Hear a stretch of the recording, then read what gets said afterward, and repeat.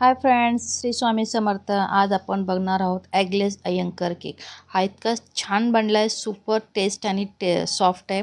चला तर रेसिपीला सुरुवात करूया. जर तुम्हाला माझी रेसिपीज आवडत असेल तर प्लीज चॅनलला लाईक शेअर सबस्क्राईब करायला विसरू नका. चला तर हा मी ना मेल्टेड बटर आणि तेल दोन्ही पण घेतलेले आहे. दोन्ही 60 ml घेतलेले.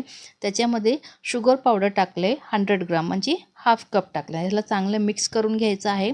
आणि इथे कंडेन्स मिल्क घेतले 3 टेबलस्पून. हे तुमची चॉईस आहे, तुम्हाला टाकायचे की नाही कंडेन्स मिल्क. जर टाकलं तर टेस्ट ना एकदम छान येतं, हेन्हान्स होतं. ह्याला चांगलं मिक्स करायचं आहे. त्याच्यामध्ये व्हॅनिला एसेन्स टाकला आहे. व्हॅनिला फ्लेवरचं बनवलं आहे म्हणून व्हॅनिला एसेन्स. तुम्हाला जे फ्लेवरचं बनवायचं आहे तुम्ही ते टाकू शकता याच्यामध्ये. चांगले मिक्स करून घ्यायचं आहे. आता इथे मी ना 1.5 कप मैदा घेतला आहे. मग त्याच्यामध्ये 1.5 टीस्पून सोडा घेतला आहे. सोडा नाही, बेकिंग पावडर घेतला आहे. मग हाफ टीस्पून खायचा सोडा घेतला आहे आणि थोडंसं मीठ टाकलेलं आहे. तर चांगलं मिक्स करून घ्यायचं आहे.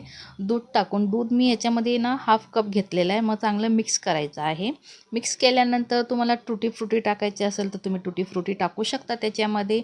मिक्स करायचं. मग आपल्याला ज्या टीनमध्ये बनवायचं आहे त्या टीनमध्ये तुम्ही टाकू शकता. वरून मी याच्यावर टाकले टुटी फ्रुटी. तुम्हाला जर ड्रायफ्रूट्स टाकायचे असतील तर तुम्ही तेही टाकू शकता. आणि मग मी बेक करायला ठेवलं आहे 180 डिग्री 30 मिनिट्सला बेक करायला ठेवला होता. मग इतका सॉफ्ट झाला होता ना केक, एक नंबर. मी हा केक रात्री बनवून ठेवला होता आणि कट केला आहे मी सकाळी. मला मुलाची पिकनिक जाणार होती, मग हा मी सकाळी त्याला कट करून दिलेला आहे. तुम्ही बघू शकता किती सॉफ्ट केक झालेला आहे तो. आणि खायला तर एक नंबर झालेला होता. बघ किती सॉफ्ट आहे. कटिंग्स करते आणि जेव्हा मी उचलत होते तेव्हा स्लायसेसचे तुकडे होत होते. इतका सॉफ्ट बनला होता केक. बघू शकता तुम्ही.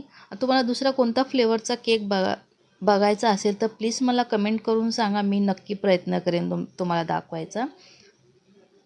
तुम्हाला आवडला असेल तर प्लीज चॅनलला लाईक शेअर सबस्क्राईब करायला विसरू नका. Bye bye.